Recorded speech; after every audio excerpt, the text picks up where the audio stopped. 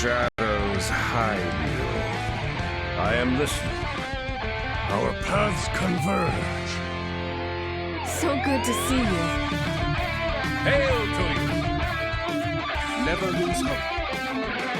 Here for a chat. I hear you. It has only begun. Fight on, friend! Hello and welcome to episode 321 of Concede, a Hearthstone podcast dedicated to making the competitive side of the game more accessible to you. It is Thursday, December 9th in the evening, also known as launch week of Alterac. From Gadgets in New York, it's me, Ridiculous Het. From Karazhan, California, we've got Botticus. Yo. And from Nomergon, Ohio, we have Edelweiss. Hello. Hello. And from where you are, listener, we have you. Thank you so much for tuning in. We have a new patron this week. Thank you so much to Grumpy Face. Grumpy Face, thank you so much for your support. And to all of our supporters and producers and patrons, and you're all great. Twitch subscribers, you're great too. And everyone that leaves us a review, thank you for that. On every bonus episode we try and read out, all those reviews really helps other people find the show totally free. All right. Life and Ladder. Hearthstone happened this week. The constructed kind. Edelweiss. I like some stuff you wrote down. Why don't you start? So, I played a whole bunch of Big Spell Mage so that other people don't have to. It went not great. I managed to make a better deck out of Big Spell Mage, but it's still not quite there. Might have a chance if this Owl TK situation works itself out with some nerfs. But as it stands, like, I have to run double ooze for that, and that's not something I want to be doing. So, I will say, I think pretty definitively, Arcane Brilliance is cool, totally unnecessary. Usually, if I played Arcane Brilliance, I ended up overdrawing a bunch, because Rune of the Archmage often draws you cards. So, I made a version that basically centered around actually having some cheaper spells to use Celestial Ink Set. I think that's what it's called. Whatever. The Ink Set. To reduce your bigger spells. Something people, I think, fall into as a trap with Big Spell Mage is they're like, oh, well, I only want big spells because I want the objective to cast them, or, you know, the Belinda to draw them. But in terms of capitalizing on Celestial Ink Set, you kind of need either some cheap spells or exactly 5 cost spells, because then you can complete a stage of the weapon with just playing a 5 mana spell, and it reduces some other big spell in your hand. But if you only have like the 7, 8s, 9s, 10s, Celestial Ink Set is a lot worse. Having it on 2 doesn't actually matter that much because you don't play any spells for a lot of turns. So yeah, I actually liked having Siphon Mana in the deck, among other things. Siphon Mana, good card, huh? Yeah. It also goes face. Did you know that? I did. That isn't the thing that I do the most often with it, but I have indeed made a person die with 2 damage. I have done that. Yeah. So it happens. Yeah, usually using it to reduce costs. I was kind of surprised by the number of games I could win just by casting Mask of Cthulhu like 3 times in a row. That was sort of the main win condition of the deck. And I guess I understand like, the idea of winning with a bunch of Massive Cthulhu, but theoretically 3 Massive Cthulhu is 30, which is the starting life total for Hearthstone. There was some other damage in there. But it's basically a control mage that happens to run Mask, and sometimes you scale the hero power off of Dawn Grasp to win. Yeah, I believe you. I just want to know how many Rune of the Archmages you have cast, and how has it been? I've cast a lot. I have felt pretty reasonable about the card. Other people are like, oh god, Rune of the Archmage is so bad. It's kind of what I would expect. I think people are probably right in saying that it is the worst of its sort of archetype, if you will. Like, it's not as good as Puzzle Box. It's not as good as Solarian, but it's often pretty good. Like, I can generally expect to draw some number of cards. I'm usually happy if I get a secret or two. But generally, the way to think about it is I like playing it when there's a couple opposing minions in play. Like, if I'm really far behind, it might be hard to get the full clear. But if I'm really ahead, it's usually bad because these random spell things are typically better at clearing the board than making you a board. And I don't think it gets enough direct damage to win you the game most of the time. It's been, like, fine, but people, I guess, have had they remember their low rolls and feel like it's like really bad. I don't know. I don't suppose you've ever cast a free Rune of the Archmage because it cast what's it called twice? Can it cast the same spell twice? Has it cast the same spell for you twice? Yeah. What does Mage do that reduces mana though? If it casts 2 refreshing spring waters and you draw 4 spells from it, wouldn't it regenerate all of your mana back? It would. It could regenerate that would be a good. lot. I've usually drawn, at least a couple minions in there. But yeah, the times when I get Spring Water and the times when I get Mana Biscuit are pretty fun. I would imagine that's pretty good. Yeah. It's actually really clever design, I think, because the 20 mana splash text in the flavor box seems ridiculous and is actually strictly worse than every other time they've done this. Because you win when you get, like, I remember I had this crazy run back in my day, back in original Yogg. I played original Yogg Tempo Mage, and I kept rolling Call of the Wild along with other stuff, and I kept killing people because I rolled Call of the Wild and then other stuff. But the 20 mana is actually variance correction, in that if you high roll one spell, all your other one, like, you just don't get that many more, and if you get a bunch of low mana stuff, that's usually better for you, but it's also less impactful. So it's really interesting how it's kind of self-balancing, and it definitely feels like the healthiest version of this effect. Whereas, like, if you cheat out the mana a little bit, if you hit it off Inkset and you play it, the game is not over. The game doesn't end right there. I think people thought the idea of, like, getting to Rune of the Archmage and casting it would end the game, but 20 mana worth of random mage spells, there's too much going on in mage for that to be reliable, and it self-corrects because of the mana cap. So I think it's better for the game than versions of this effect they've printed before, but also it doesn't win mage games, and mage doesn't have too many other ways to win games, so what are we doing? I mean, my guess is that mage spells cost about half a mana too much right now, but since the majority of mage is about discounting their stuff down to 1 mana, it always feels broken when all their spells cost 1 less, and doesn't feel great when all their spells cost what they're supposed to cost. Yeah, it's like when you... So if you're casting 20 mana worth of spells that at what they're supposed to cost, it feels a lot worse than 20 mana worth of spells that have been discounted by 1. We're used to just all these badly warped Incanter's Float spells that paying sticker price is like, this isn't a good deal, I'm going to bring it back to the dealership. What I was finding is that, a lot of your survivability is, more in question when you don't have those early game things. Like, in Big Spell Mage, I absolutely am still running Fire Sale because, like, you just don't have anything if you're not running Fire Sale. And at worst, it trades, so that's fine. But if you don't have that, like, your clears just aren't happening, and I don't think that the Defile on a stick is going to, like, solve that problem for you. There's just not really a minion way of solving that problem if you're not running some low-end spells. And in terms of win condition, yeah, it basically is like Dawn Grasp, scale the hero power until you just hit them for like 5 or 7 every turn.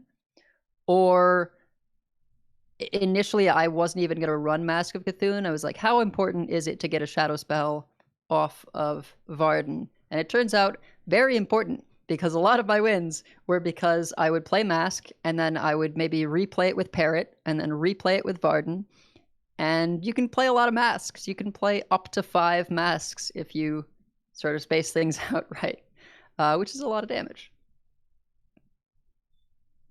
Yeah, I have seen a lot of masks recently, though I will say I was playing Owl TK, and I got big spell mage. I had a horrible Owl TK draw. My rods were both bottom 5. My last 2 cards were Shipment Phylactery. I was against a big spell mage. I still won. They masked me 3 times. It didn't matter. Still won. Yeah. But they were playing Iceblood Tower. In a certain window. Oh yeah, they were playing Iceblood Tower, and the best thing to do with that card is not play it. Because it's bad. Yes. Yeah. Bodicus, buddy. How you doing? Well, for the listeners, just so that they know, about 3 minutes before they were about to start the podcast, I was not planning on being on the podcast because I'm not sure what happened, but I think I pulled something in my back, and it hurts really, or it did hurt really bad when I was at work. And so I got home and laid in bed with a heat pack on my back for like an hour, and starting to feel better, but I moved the heat pad over to my chair and doing okay right now, but still in a decent amount of pain. And so if I dip out of the podcast suddenly, it's because it was hurting to sit down, and I should be probably lying down. But I wanted to be on the show, even though unfortunately don't have a ton to talk about Hearthstone wise, because on Tuesday I came home to play some games of Hearthstone. Well, that wasn't necessarily the plan at first, and then I went over to Hat's stream, and I was like, where is the list of deck lists to play? And I didn't have a lot in mind what to play, but I picked out wanted to try out the new Demon Hunter deck with lots of minions and stuff, because I thought it'd be interesting. And the first game I played, my Shaman opponent played a turn 1 make a 3/4 freezer thing every turn. For 3 Wild turns. Paw Caverns. Yeah, turn 1 Wild Paw Caverns against card. a deck that needs to attack. And I was frozen. That'd be problematic. I was frozen the whole time, so I didn't get to do that. And then I queued up another game, and didn't get to play anything because I kept disconnecting. So yeah, that was day the 1 last server game issues were kind of rough. That was the last game I tried to play on that day. And then the next day I looked I saw something about Rogue being okay with Cassie had a pretty interesting list that looked interesting to me, and I played some games with it. I think the only thing I switched out was Vanessa Van Cleef for Scabs, just because I wanted to try out Scabs. I didn't know if it would be better or worse. I pretty much assumed it would be worse, but hopefully not enough worse that I would lose a bunch. And which Scabs? Little Scabs or Hero Scabs? It already played Little Scabs, but okay. I played Hero Scabs. I wanted to add Hero Scabs to see what it felt like, and it felt... I enjoyed playing him, but it was not good for the deck. Yeah, if that makes sense. Which is 7's a lot. 7's a lot, and the effect feels powerful, but it's just, just not quite good enough. And I think it was a combination of me not playing super well and not knowing how to play the deck, and also just like the deck not performing super well, so it wasn't really clicking with me. And then so I didn't play a bunch yesterday either, but today I got home and I was lying in bed and nothing I could really do, so I queued up some games with Owl TK, which I know a lot of people are talking about, and I think I could have won all of the games I played except one, but it takes a little while to get used to the deck, I think. So misplayed a couple games and lost, but overall deck feels like it needs some more time, but I could definitely see it eventually getting some touches to it, because Yeah, I don't know. I couldn't tell if people are just playing suboptimal decks because a lot of the decks I was playing against didn't feel like they were enacting their plans very well, and I think that's just a symptom of the new set and people trying out new cards and stuff. But yeah, I mean, it doesn't feel nearly as broken as like day one Quest Warlock from last expansion, but it still does feel a bit overtuned. And assuming things stay as they are, I could definitely see some touches being made. But I'm sure we're going to talk about it quite a bit in the rest of the show. But overall, I mean, I just really haven't been feeling Hearthstone, and I'm trying to play a few games, but I'm also just not going to force myself to play if I'm not having fun. So I'll try out some stuff here or there. If something clicks, I'll play it, and if things don't click, then I'm just gonna kind of keep doing other stuff. Yeah, I mean, roll with it. It's the experimentation period is nice right now. 6 sets definitely have, if nothing is super broken right away, because if it is, usually no. And a couple of people have tried to convince me that Owl TK is as broken as original Galakron Shaman. No. Nope. Not even a little bit. Just not true. Yeah. We've had, like in Darkmoon Faire, I think Demon Hunter was a little overtuned, both soul and aggro. 3/2 Dreadlord's Bite was quite the card. And 2 mana Blade Dance and 3 mana Shard Shatter and Soul DH also. Like, Soul DH then in Darkmoon Faire is kind of what Owl TK reminds me of now.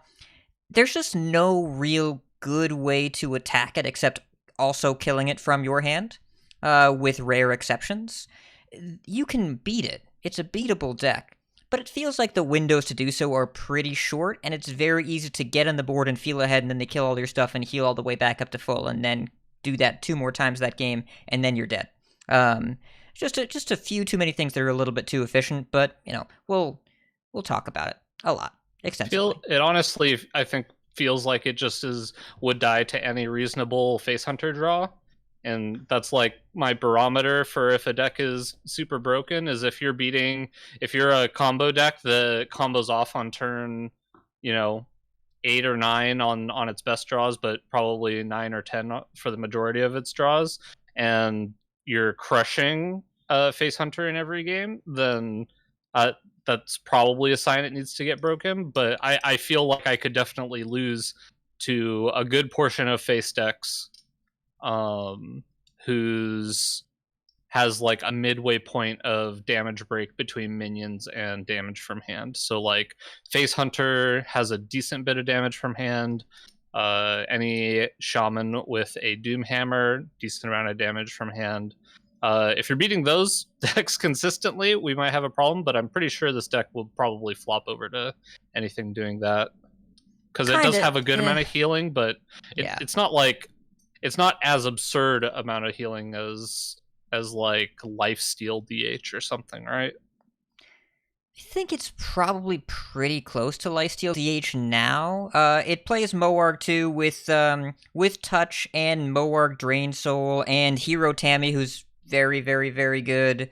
It has enough removal and life gain that I played against it a few times with minion decks, and it's really challenging to stick a board. With Hunter, there is the damage from hand, like you mentioned, and also Hunter these days also has a lot of scaling minions, Trog and Arcane Anomaly, that can be too big for the Warlock deck to deal with. But I was playing Aggro Druid against it, and sticking a board is impossible. Like, it just absolutely doesn't happen, because, like, Moar Grimoire is not enough mana for 4 damage AoE. It should cost more mana than that. And I'm back to hating Ruined Mithril Rod.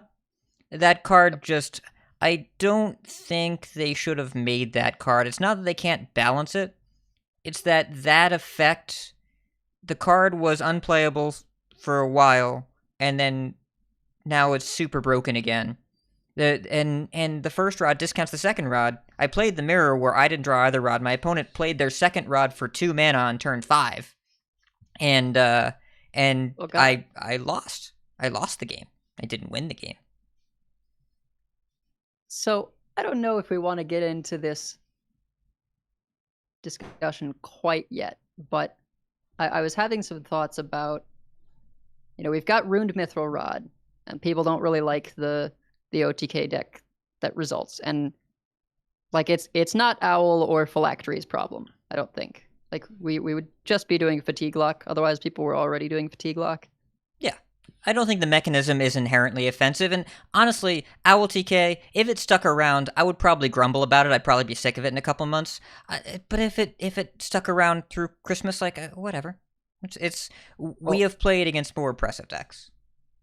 But so it's forcing everyone to want to run a bunch of Vipers, right, and maybe Mutinous. But then also people are playing things like Garrote Rogue to try and beat it as Garrote Rogue, or as Mozaki Mage, or as OTK Demon Hunter. And the thing common in all of those decks is a mana reduction card. In Mage, you have mostly Incanter's Flow, but you also got Siphon Mana. In Rogue, you have Efficient Octobot. And then, of course, in Demon Hunter, the Quest. So all of these have significant mana reduction to pull off crazy OTKs, and all of them are classes centered around card draw. I mean, that's Hearthstone right now. Hearthstone right now is mana cheat and card draw in every single class, no matter what you're doing. And those aren't inherently evil things, but they're inherently hard to tune.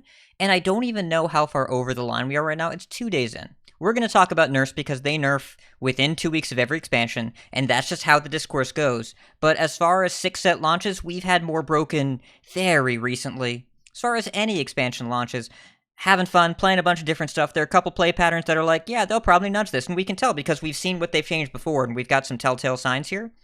But we are about as far from Curvestone as we've ever been. Every class has some way to get some kind of mana they're not supposed to have, and draw cards. And cool. That's how Hearthstone is this year. I'm fine with it. I think the game has slowed down a little bit, but there's still, if you want to kill people from hand, you can definitely still do that. That's a thing that you can still do. And if you want to sit back and play Priest Death Rattles until you fatigue, I wouldn't plan on that, but it might work sometimes. But you might die to some birds. I don't know. Also, I want to be clear that I haven't played that many games, so like my hypothesis earlier about it being it probably losing to Face Hunter was mainly because I played against a hunter, and I was like, if this hunter was just trying to kill me, I would have died this game.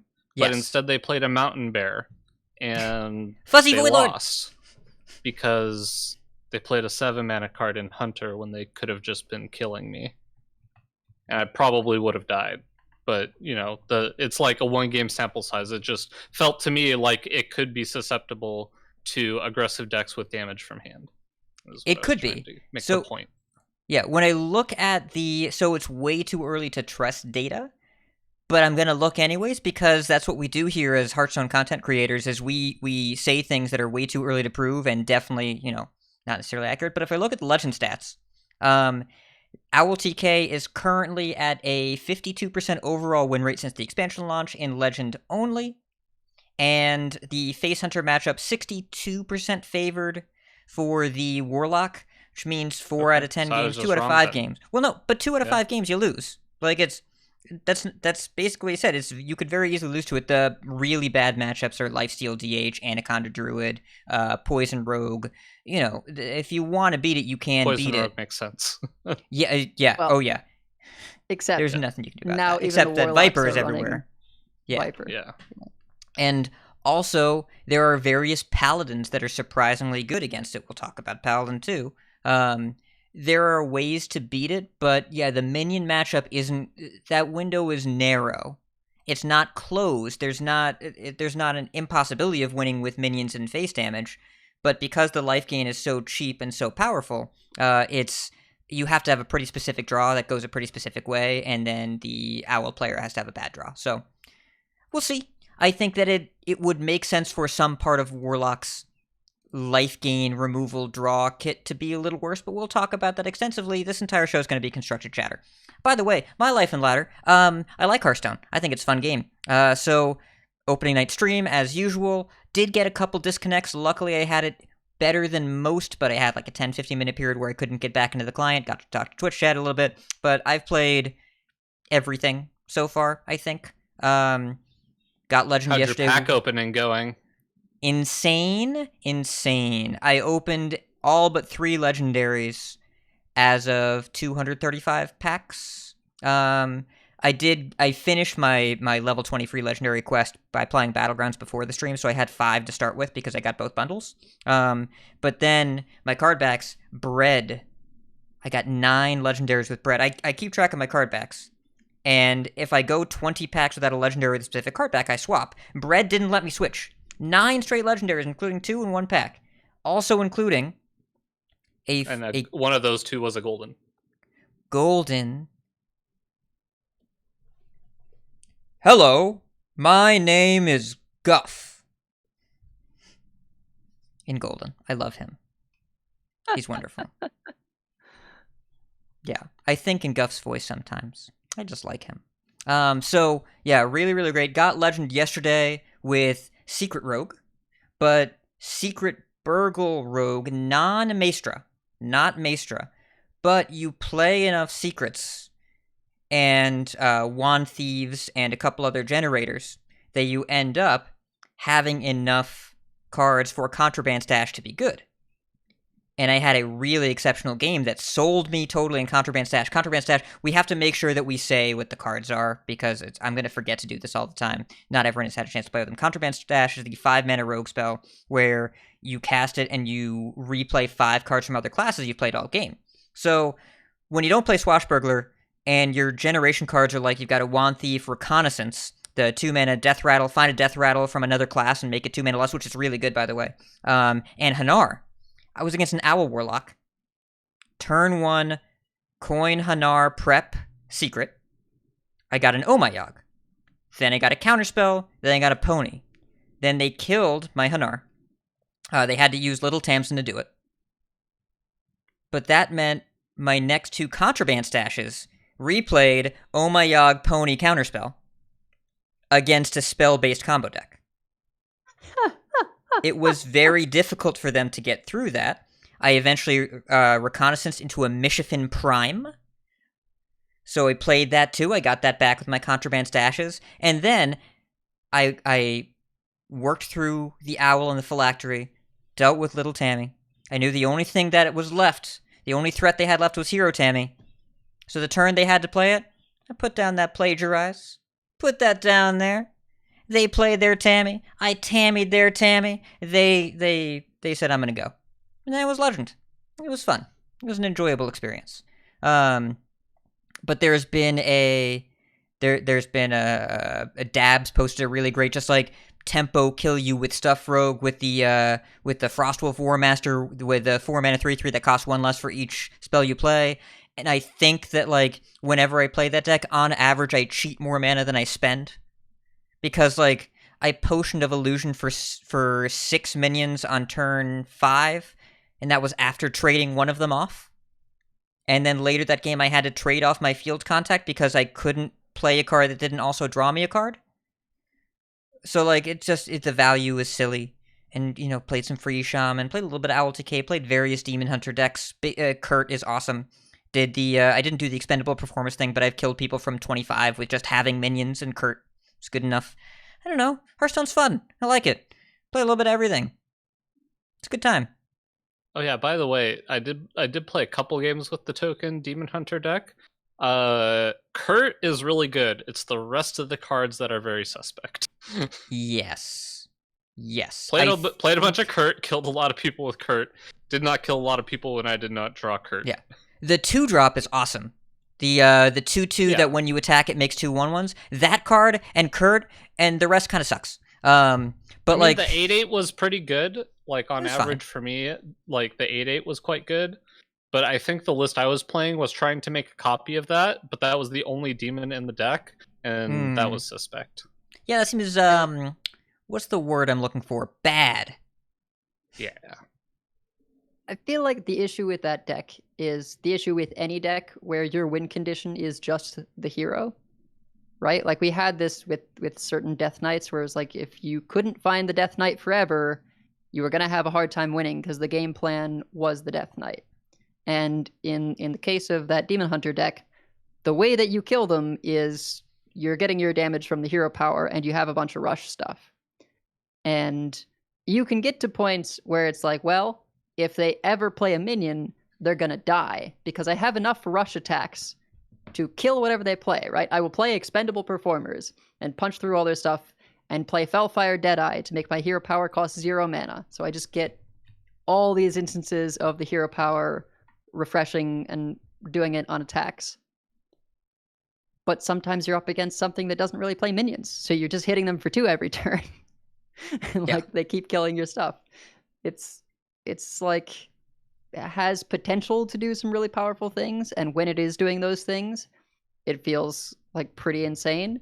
But you get certain matchups, or you just don't draw your hero until very late, and then it feels kind of underwhelming. Yep, it's aggressive Demon Hunter decks do well when they do about half of their damage by hitting you without needing minions in play. The token deck does not satisfy that condition. It plays expensive enough cards that Skull is unreliable. Unreliable Skull, not enough face damage, probably not it right now. It's fun, I enjoy it. Big DH is, I think, closer to real, which is terrifying to think about, but part of that is that Taint Heart Tormentor is quite the card right now. I haven't seen too many big DH lists actually be successful, but when they do, it's because of Taint Heart Tormentor. But you know, there's something for every class right now. Don't know about Mage, but the rest, at least. I was killing people with Bless Miracle Priest, because you also just put Trog in that deck, and then, and that's good. And sometimes you play against a Paladin, and then you have, 7 silence effects, and then they leave. It's just week 1 things. Alright, so let's talk about, we're going to do news, and then we're going to go back to basically this conversation, but slightly later in the show with more structure. So, if you want constructed talk, you're in the right place. I promise it's going to be the entire episode this week. Let's go. Gadgets and Gazette always gets the scoop. Alright. The new set. Hey, it's out. We're going to cover a bit of the community feedback, drama, opinions, whatever we have right now. We're going to talk about Vandar and Drekthar real quick. Just real quick. New set's out. We talked about the new set. New set's cool. Vandar and Drekthar, for those of you that don't remember, these are the cards where you did the choose the one you want for free 3 weeks before the expansion came out. The other one you earn through the honor track. These are the golden versions. So, the one you didn't pick is in packs. You can open it. And people are not thrilled about that. Not covered by duplicate protection because we don't have the other one till 7200 honor. It is technically more free stuff. It is technically an extra free golden legendary and an extra free diamond legendary later. However, if you open the one you didn't pick, let's just assume that the one you would open is Vandar because Loktar Ogar, because for the Horde. Let's assume if you open Vandar and you know you're going to get a golden Vandar later, the one you opened is 400 dust. 400 dust is cool. But also, any other legendary you open is either 400 dust if you dust it, or 1600 if you keep it in play. But that agency is kind of removed with the one that's in packs. But if it's not in packs, then we wouldn't be able to play with it until we earned it in the honor track, which is 360-ish games, which is, for many people, weeks if not months. For us, we'll probably get it by Christmas, but most people don't host Hearthstone podcasts. So, the feedback here, I think calling it mixed would be a little charitable. It's a lot of people are bummed about it, and it's mostly people with smaller collections and smaller investments that got this earlier, didn't pick it beforehand, and were less excited to open it because it doesn't feel like a new card the same way the other legendaries do. And if you picked against it, usually that means you weren't looking to play it all that aggressively. If you picked Vandar, then I think that getting Drekthar is a little different because Drekthar is, good, and Vandar is Vandar. But most of the people that picked the Call to Arms and then opened Vandar are a little bit less excited about it, to the point where there has been a lot of question of, should they give us dust refunds for this card this week? So I open the discussion to both of you if you have any thoughts, feelings about it, if you heard anything, whatever. If you don't want it, you just get a free one when you get the golden version. You just disenchant the golden version and you get whatever legendary you can't. Undisenchantable. Can't do it. Wait, the one that you get is Okay, now I've changed my mind. Yes. Gifted cards. That's upsetting. Yeah, it's cards that are granted to you that can't be crafted, also can't be dusted. Those are just yours forever. Like, you can't dust your golden mare and the fox. Yes, I do remember that. Yeah. And also I wonder then, many other more recent examples. Would this situation be better if they just made that one dustable? I mean, better. I was surprised they didn't just give us the base copy at level 1 on the rewards track. Like, Lakalar is a cool dude. He's an Ice Lord, by definition. He's a cool dude. I didn't intend to make that pun, but here we are. But why wasn't the level 1 reward just giving me the other one? I guess they didn't want the blowback of getting a golden legendary later and the regular one now, but like, if it's just cosmetic anyways, it shouldn't matter too much. I'm surprised it wasn't level 1. I think the reason it wasn't level 1 is because then you need different rewards tracked for different people, right? It could be more complicated than we think to give people the one they were missing between Drekthar and Vanadar, rather than just, well, everyone gets Lokalar. Give them a second free copy of both. Who cares?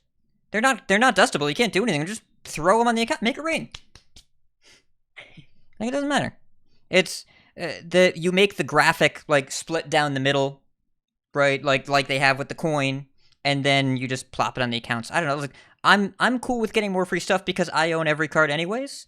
But I understand the pushback, and I don't know. It feels like the message that is being sent here is like, probably just don't do this kind of event again.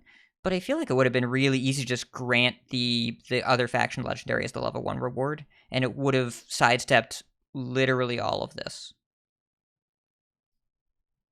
It sucks that I think this event is actually really cool. Yeah. And it gets all this negative publicity. Because so much of this event, I think, is actually like kind of cool and like kind of interesting and fun. And I kind of like how Edelweiss was saying early on, is like it was a real choice to have to pick between the two of them. And that was kind of neat that you had to make that choice and that you would still be able to earn the other one and get the other one. I stand by I guess that, I don't see.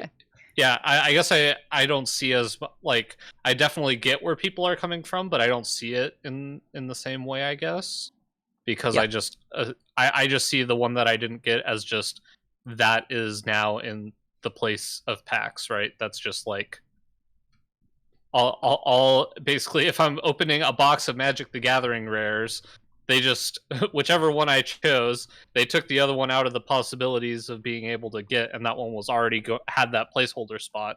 So that placeholder spot was just like a flip card, essentially, where like if I picked one and I opened the other one in a pack, I would just get the other, or if I opened that slot in a pack, I would just get that one. So, yeah. I do definitely understand people being upset about it, but at the same time, like, that's just not the viewpoint I went in with it as. Yeah. And it's objectively more free stuff. Like, it is a weird thing where by giving us more free stuff, they actually made people feel worse. It's human psychology is very complicated. But, but there is an opportunity cost thing going on here where, like, if the thing that I get for free later, it's like, if I have a job and I work really hard and I save up, like, I need a new keyboard. Save up and I buy myself a cool keyboard. I spend $100 on it, whatever. And then for Christmas, a month later, I get a slightly better keyboard as a gift. Can't return the one I just got. The new one is objectively better than what I had, but I would have rather had something else. Yeah, that's an interesting example. I'm sure I have unpopular opinion, but I stand by I like that it was a real choice. Definitely when I was opening packs and Vanadar popped up, I was sort of like, oh yeah, I guess, like, yeah, I guess this is a card in the set that I can open in packs. That's like, okay, that's kind of interesting. But it never occurred to me to be like upset that happened. It was just sort of like, oh, right, of course, the one that I didn't pick is now in packs. Like, to me, it just seemed to make sense because the thing we got was a thing that we got early. Yeah. I mean, it's like it's the disappointment factor, I guess, that like, because in my head, opening Vandar would be the equivalent of just opening a legendary I don't plan on playing. But then you're also saying at the same time, like, you're already guaranteed to get that legendary you don't plan on playing, and now we've just given you a duplicate of it, which is what duplicate protection is supposed to prevent from happening. But it doesn't, obviously your collection doesn't know that, hey, eventually this is going to be in your collection, assuming you do, you complete the entire legendary quest line, or whatever they call it. Honor track. But honor track, yeah. But yeah, so it's like, I don't know, kind of an awkward situation. So hang on, it's like you complete the honor track and you get both in golden. Is that what it is? Or we already have the first one in golden. Okay. We got that when we picked it. So you complete the honor track and get the other one in golden. Correct. I don't know how much time that's gonna take. It seems like 360 games on average. Okay. Yeah, I think it, in terms of psychology, it does make it more weird knowing you're gonna get that. But again, like, if you think of it as an additional cosmetic thing, like it's just more stuff. Yep. Yeah. I can understand how Team 5 is confused that people are upset. I can see how someone at Team 5 was like, I don't understand, we gave them more stuff. But also I can understand. And we can also, we can understand why people are upset. Yeah, like you hit level 20 of the rewards track after you opened a few packs, you're like, oh, I really can't wait to see what new things I can do with this free legendary they give me. Oh, it's the one I'm gonna get at the end of the rewards track. You don't get a new experience by opening a free legendary. Totally feels bad. So there definitely should be some way to find the middle ground here. The question is, if we were Blizzard, would we throw the lever and give everyone a full dust refund? I probably would. I'd probably do it. They don't need to, and if they don't, it'll be forgotten about, but I would probably do it. It's one of those things, like, does that fix the perception of the event if they do that? That would be my point of view, is like, if we end up giving everybody a free dust refund, are people just still going to say, oh, well, this event wasn't very good because this is how they structured it? Or is it going to be like, okay, well, that was the only issue I really had with the event. The rest of the event is actually really cool, and it was worth them doing, and as long as they prepare for this again in the future, we'd like to see this event again. And I honestly don't know necessarily which way the community would go, but my guess, knowing the way things usually go on the internet, is that they would not really care that they got the full dust refund for it and still say, well, this event was inherently flawed from the beginning because they didn't account for X, Y, and Z. Vocal outliers in social media always assume there is an inherent flaw in anything that they are doing in the game, which is why I'm confused they're still playing the game, if they are. I think that there would still be Reddit posts, but also that in the Discords that I frequent talking to normal people that play, they'd say, it's really nice that they did that. I think that we would see some messages like, I'm glad they did that. I feel better now. I'm going to go make this deck. I don't think it would be ruminated on, but like we would know people that had a better experience because of this, if they did that. Yes, I agree with that, but that's also not exactly what I'm saying. I'm more talking about the event as a whole compared to an action that they take, right? That's what I'm trying to parse out, is like, would that save the event as a whole, or would that just save the face of the mistake they made? Which is kind of kind of a different thing. And Yeah. maybe, honestly, now that I think about it, probably not that relevant in the grand scheme of things and not really worth discussing. I mean, Yeah. for me, the event is just like the HK stuff and seeing yourself grow in rank and everything. Like, that's all the cool stuff for me. I didn't even realize there were going to be reward things tied to it besides just like winning for your faction and getting the diamond for your faction. Like, I thought that was the whole you were the deal. most engaged casual player I have ever seen in my entire life, because if it's not in the client, you find out about it by being on the show. And I love that. It's anything that's on the website is just like you find out here, or you find out when it happens to you. Fantastic, wonderful, and a lot of people get their information from what happens in the client. So I'm not surprised there was a choice, and then the other one pops up, and like I'm sure a lot of people are like, "Oh, I had no idea. Whatever. All right, I have cards now." But also the people that are engaged on social media that are constantly looking at min-maxing rewards tracks and honor stuff and whatever. The people that are engaged on outside of the game more than inside the game. That's where I think they have these perceptions. Bodikus, we're not gonna convince those people. But yeah, it's the event as a whole. I think it's pretty cool when I beat my opponent and then I find out that I get 40 honor for it. It's a very honorable kill. Which, by the way, I found out it's when you kill someone in PvP, it's not honorable kill. It's honor kill. Which is slightly different, and apparently what the other HK stands for. But I didn't know that because I don't do PvP in World of Warcraft, because that's a different video game.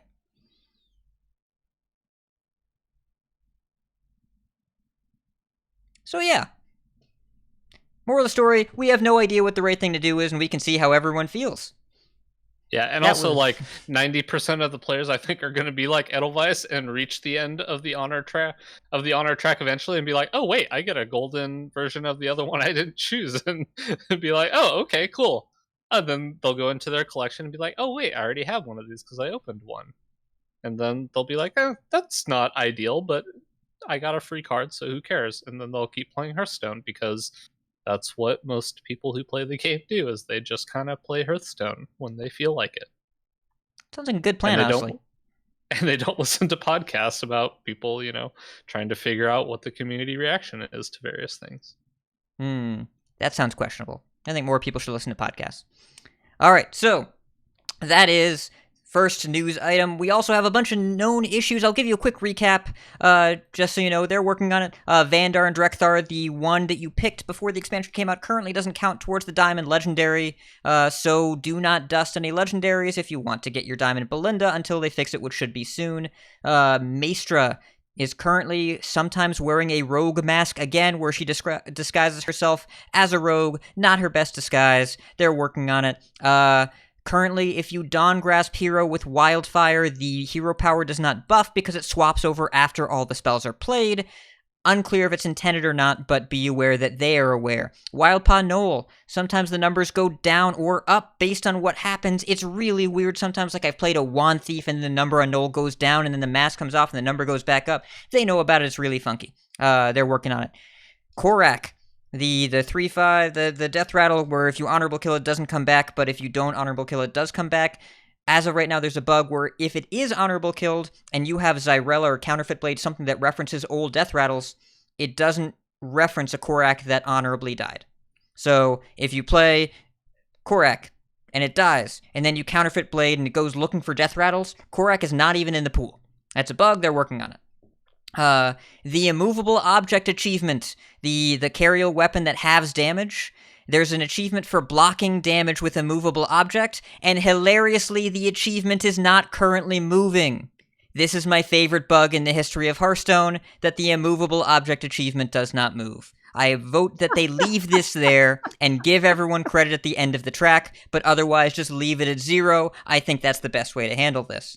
I just love it so much. Hello, Nasil. I think you're wonderful.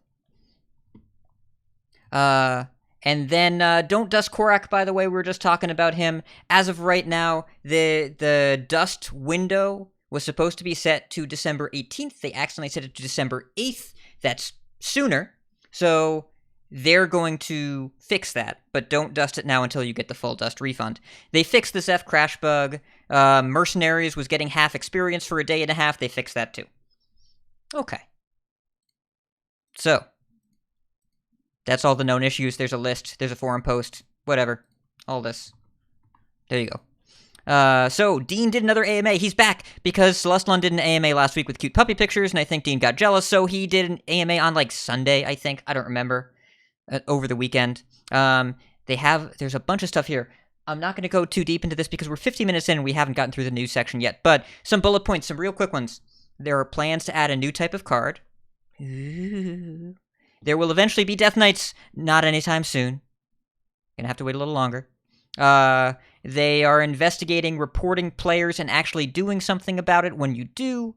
There's no current plans to make old diamond cards from the Tavern Pass purchasable. Maybe something they'll consider in the future.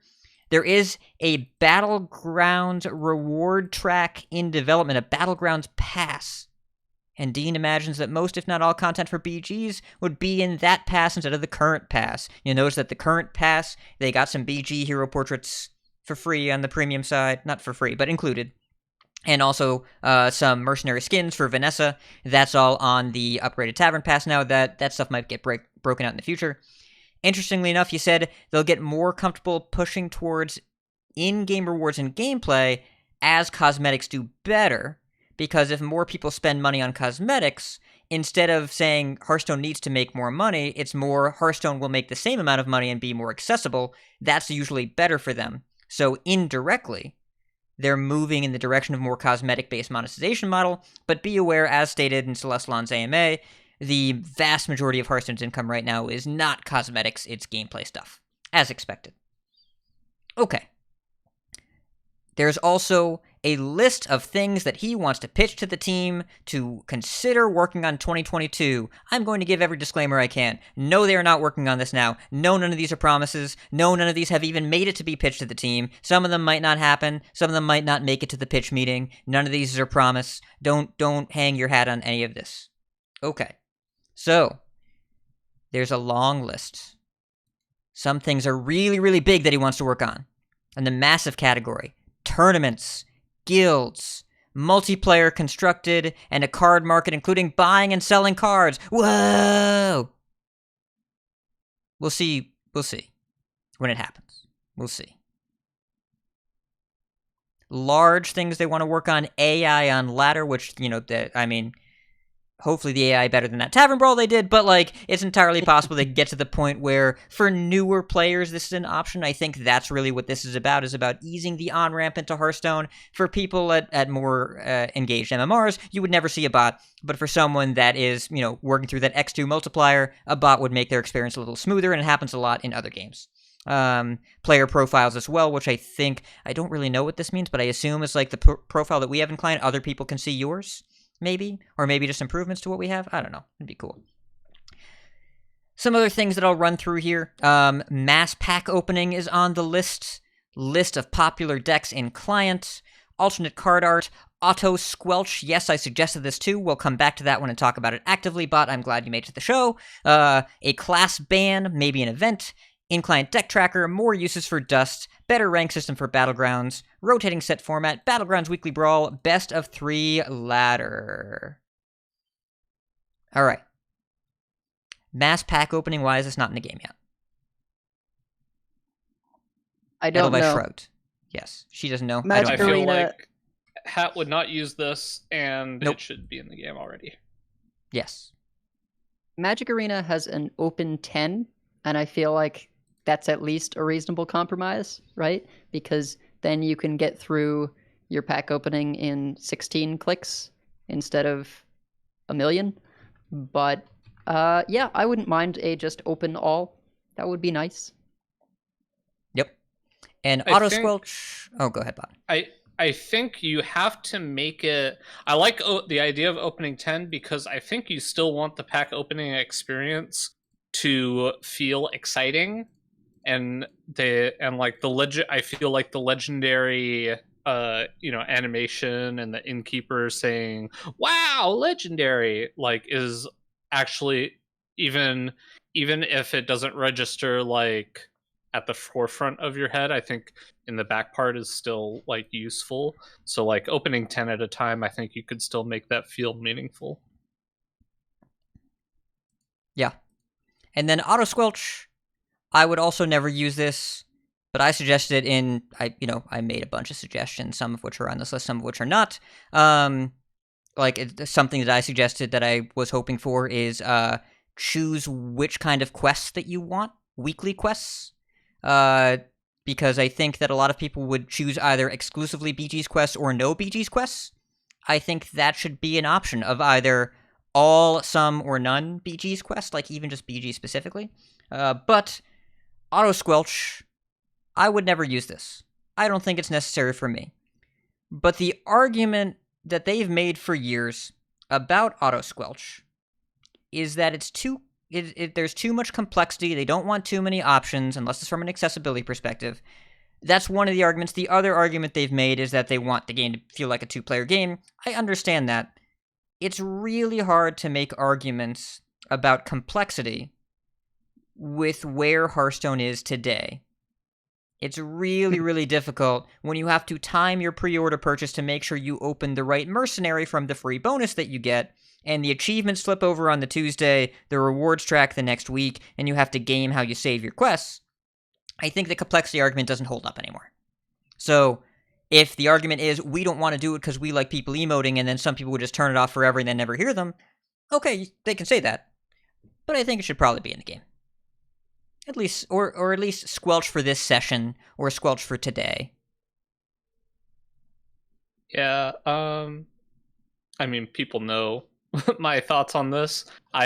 This was going to be a tweet I was going to make if I didn't feel like I was wasting my breath, because I feel like they've been asked about this so many times, I feel like they mostly ignore it. So, I want this in the game. I think it would make my experience playing the game better. But I'm no longer holding my breath. Just because, like, I don't know. Like, I feel the biggest thing I want to know, which I still haven't had the opportunity to ask, is if they have asked other similar-minded or similar, like, game companies that offer a similar type game to Hearthstone that have the option of auto squelch in there. I'm interested as to what size of the player base uses it, because if it's a large enough portion that it affects thousands and thousands of, or that if it scaled up would affect thousands of players in a positive manner, I think it's like a no-brainer to actually add to the client. But if it's a thing that almost nobody uses in those other games, then I also understand not wanting to add it. Yeah. So, interesting AMA. They also had an interesting article that I didn't expect to see in the website. It's about the Free Your Mind event. And this is not an event for us. This is an event for the developers. Free Your Mind is a hackathon that every December the Hearthstone team does. They take some time over the last couple weeks of the year, and they just make some stuff informally together as small groups that they want to make. Some of these are things we use every day. Random card back is a Free Your Mind creation.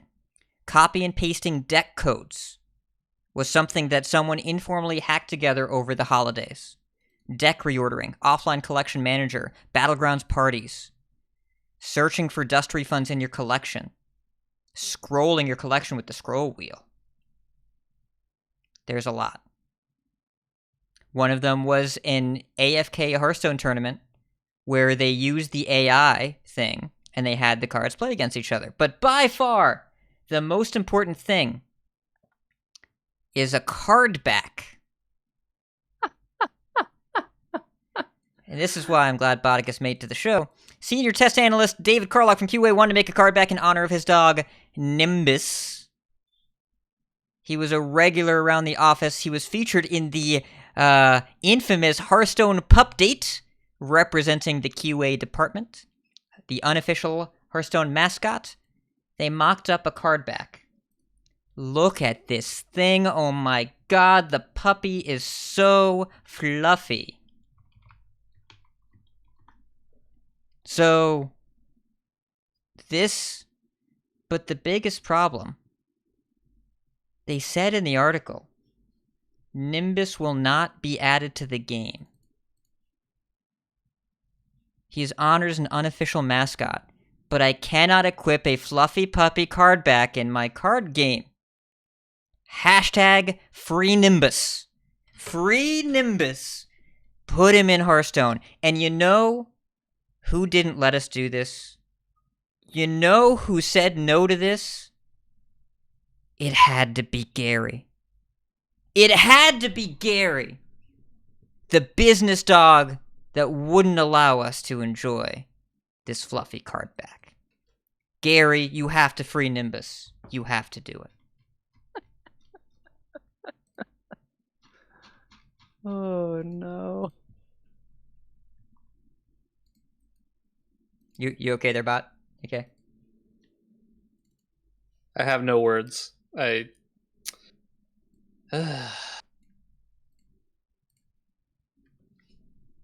don't know why this card back isn't in the client. This card back should be in the client as long as the dog gets fair pay for their appearance in this card back. I mean, that's got to be a lot. What do they call it? Royalties? Yeah, that's a lot of royalties. That's a lot of puppy treats that the dog would deserve if they were featured on a card back. Nimbus gets ear scritches.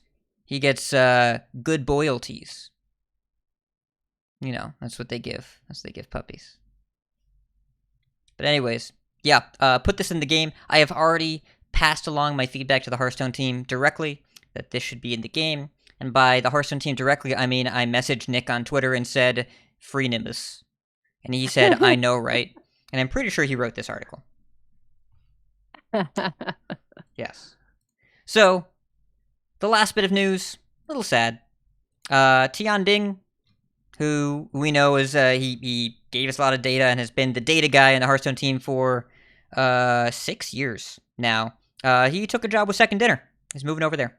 So, no more Tian Ding, but he did a great job and was great company.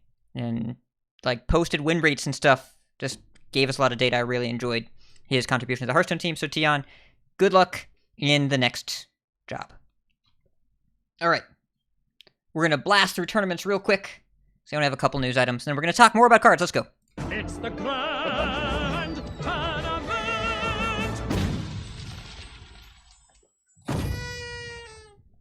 So, next weekend, next Friday, I think it might be Saturday, Sunday, Hearthstone Worlds is happening. And over the weekend, very important to be aware of, during that event, they're going to announce the esports structure for next year, which we have been given a hint is going to be involved, very different, and will involve Battlegrounds. Don't know that for sure, but there have been an awful lot of hints. A lot of hints that it will involve Battlegrounds. So, we'll see what happens. And also, the Hearthstone Asian Games has announced this is like a Olympic. It's not the Olympics, but it's run by the Olympic Committee, Olympic equivalent for the Asia Pacific area. Their Hearthstone is being included, and we've had this before. It's pretty cool that it's going to be there. It's one of the events, and there are a lot of countries involved here. Post a link in the chat. It's in the show notes as well. But Hearthstone will be included, and I think that's really cool. Yeah. I hope Gia gets to play, too. I think she played last time. Oh, that would be great. Yeah. So, yeah. There's, more tournament stuff, but the ladder doesn't matter this month. We don't have any qualifiers right now, and we all just want to talk about cards, so we're going to go talk about cards now.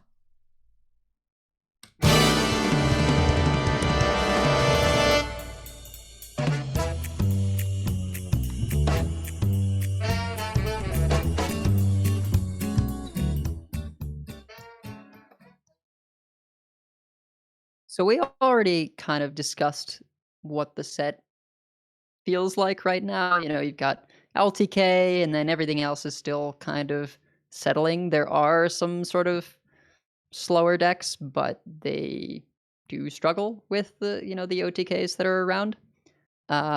In terms of standout cards, obviously, learned very quickly that I was wrong about the Phylactery Owl thing.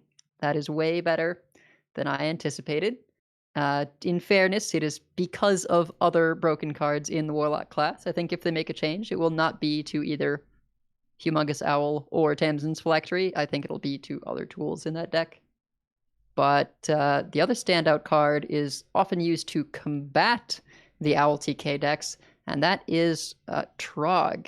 That has a longer name, but it's the 1-mana 1/2 that says after an opponent casts a spell, summon a copy of itself. If you give this thing Divine Shield in any way and then start buffing it, this is quite the house. And yeah, it's really good. I don't know. What have your experiences with Trog been, Hat? So Trog as a card is most of the time when I play with it or against it, I'm like, wow, this card's pretty good. And then I find a way to kill it or they find a way to kill mine and then we play Hearthstone. About a quarter of the time, my opponent has it, and then the game's over. And that's kind of it.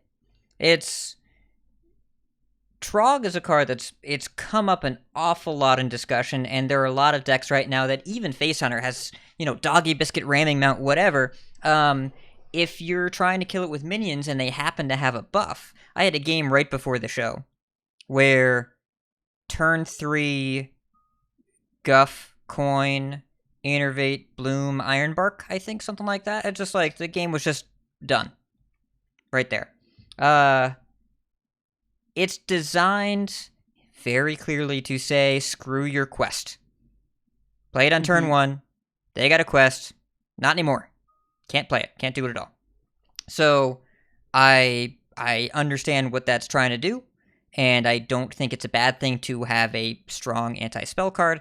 1 mana is really aggressive in terms of costing, and I think even though it's beating the spell decks, it's also beating all the decks with any spells and kind of removing player agency in the process. It reminds me more of Gibberling at 1 mana, where sometimes it just fills the board and then that's it.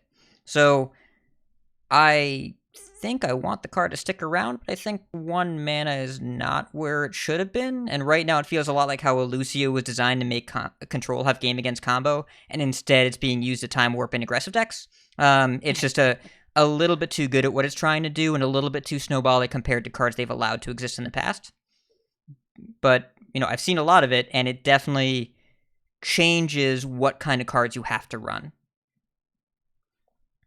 Yeah, I don't know. I like the idea of a 1 mana card that is very good against quest decks, right? That makes them think twice about playing the quest on 1. I think where it gets weird is like if you're on the play and so you're kind of turning off your opponent's coin, that's a little messy. I would almost rather try setting it to 1/1 over raising it up to 2 mana.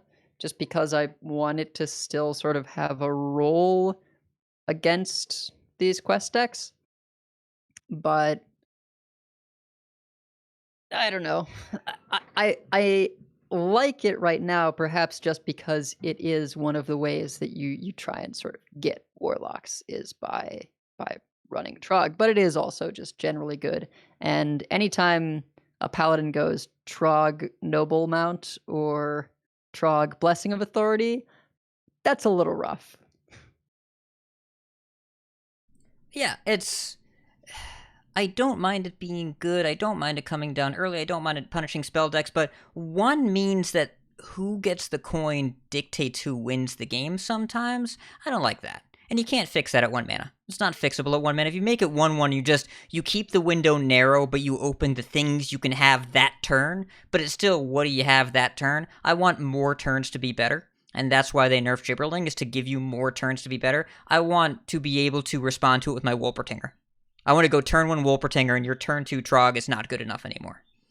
Because otherwise, it's beating minion decks with buffs, when it's supposed to be beating just spell decks. It's too wide in terms of what it's constricting right now. So I think that it's a good idea to expand options in the format by having powerful predators, but it ends up restricting the format because if you don't have a removal for that card, you cannot ride. I mean, how impactful do you think it would be if you put it down to 1/1, but leave it at 1? So like then it still can be impactful against quest decks. You make them delay playing the quest, but half the classes have a hero power that does 1 damage, and so can just take time off to hero power if it's going to be thrown out without buffing it immediately. It'd be worse. I think it would be... I don't know. My instinct is that it would still... When it's good, it would still feel really bad, and even though you would reduce the number of games where that happened, because I get to coin hero power it, I guess, how exciting, or I get to hero power it, but like, coin Adorable Infestation still is a blowout. You make Guardian Ogmerchant worse, but, I don't know. It would make it better, but I think it would be treating a symptom and not the problem, which is the mana cost. What if it made a base copy of itself instead of a copy of itself? Oh, so it wasn't... Would that change it? Geometric? That'd be interesting. Yeah. So it like after a spell or after your opponent casts a spell, create a base copy of it. So even if you buff it up, it still just makes another 1/2. Oh, a base copy. Okay, so I was thinking, what if you made same stats but blank text box, but also you could do 1/2. Make it just another always 1/2. makes a 1/2 that Yeah. Another spell would make another 1/2. That would work too. I actually like that. Because I'm wondering how much it is because it makes a copy of itself that makes more copies of itself, or if it's because when you put a Blessing of Authority or a Noble Mount on it, you just never are going to kill it again, and you're never going to kill any of the other copies of it. Yeah. Yeah. I have been playing a bunch of OTK Shaman, and the times that I've been able to deal with a Blessing of Authority Drog have been the times when I freeze their whole board and then maybe cobble together a combination of turns where I go, deal some damage with the Lurker Below, or, get damage off of corrupted Circus Medics. But sometimes your only answers are spells, and unless you have a single spell that kills it all at once, it's just like a huge problem to deal with. So I have Torrent in my deck now for part of this reason, because people are going Trog, Blessing of Authority. And Torrent doesn't fully clear it, but as long as I have like some other source of damage, I can get rid of it. I'm definitely glad that it says after and not when, because then it would just be impossible to clear, because even if you had lethal damage, they would get a copy first. That would be way too good. But I kind of like that summon a base copy idea, because then it still punishes the quest decks in terms of you get more of this minion early on, but it doesn't become so overwhelming where, they've got Noble Steed on it or Librams on it, and it's like multiplying their Librams. There's just a lot of buffs going on to make this card like just crazy powerful.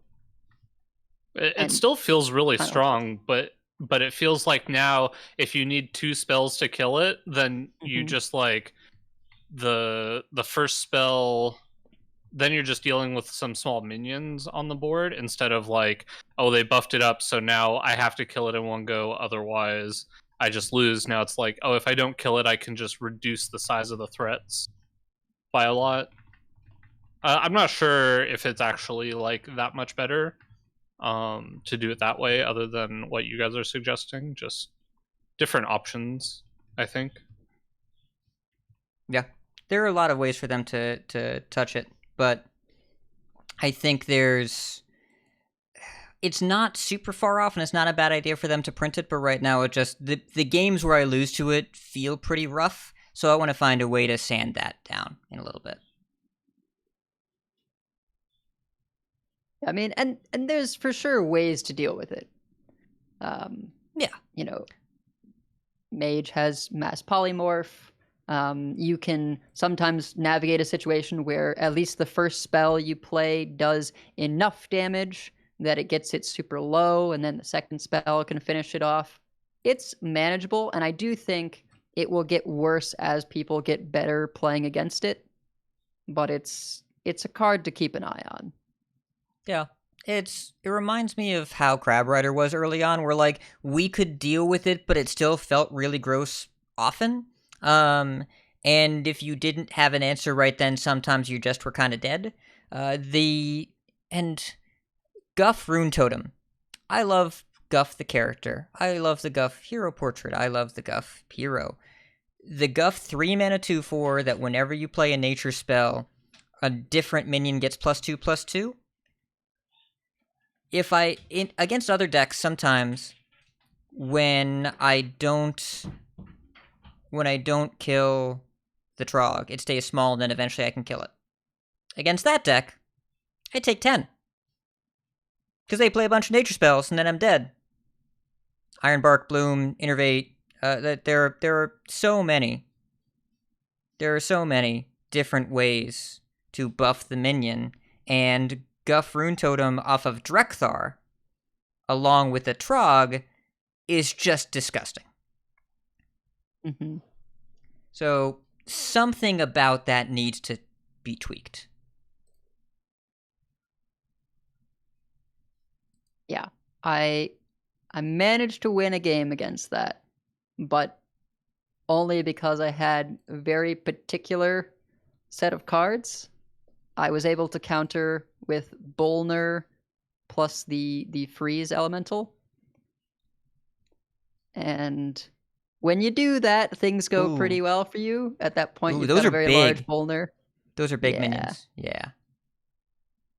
But a lot of decks, Drekthar is going to feel kind of like Barnes, because they make the Drekthar play and then do a whole bunch of stuff, and it's just impossible to deal with the resulting board. Yep.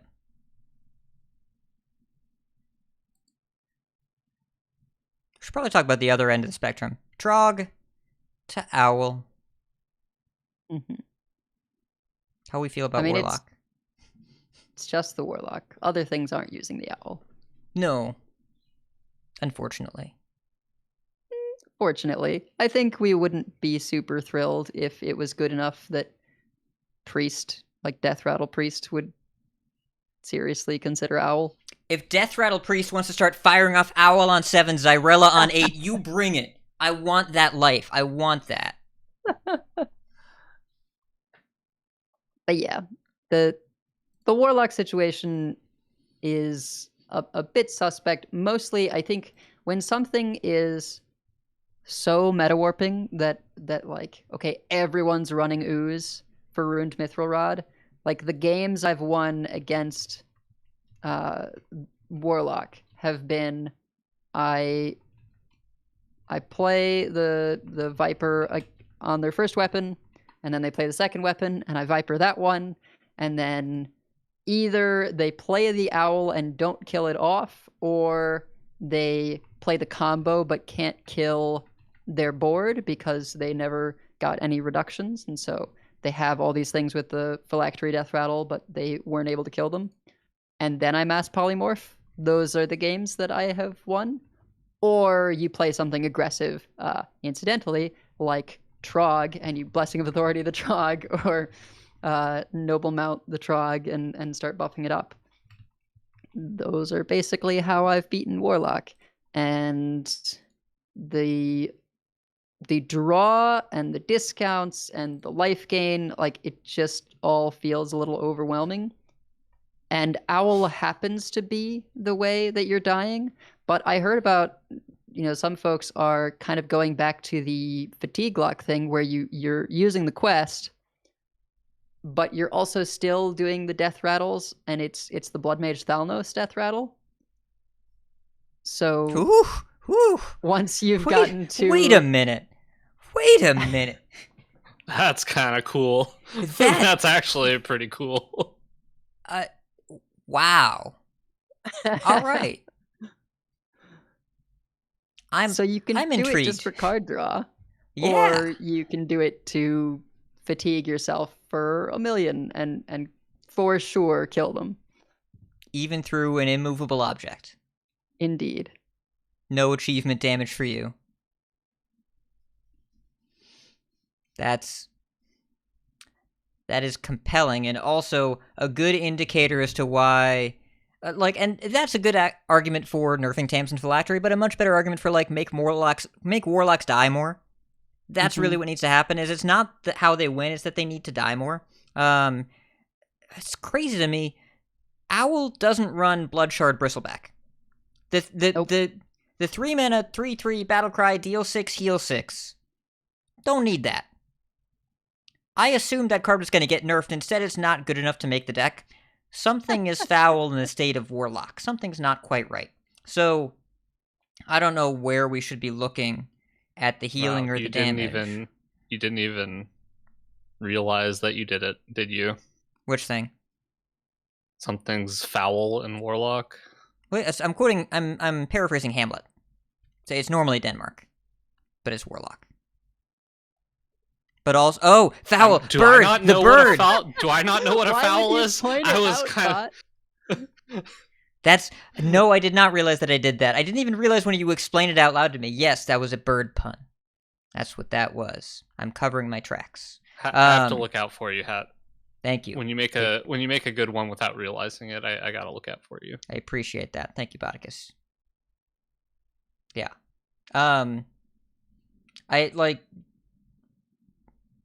Because it's got to be Rod. It's got to be Rod again. I don't know what you have to do to Rod, but we're getting. I think it was Fates Black just said in the chat.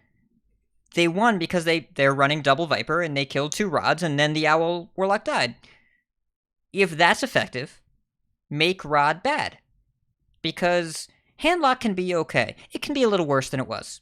Fine. But it can be okay, because there are ways to beat that deck, and it's okay for there to be some kind of answer to attrition control in the format. There are more than enough of those.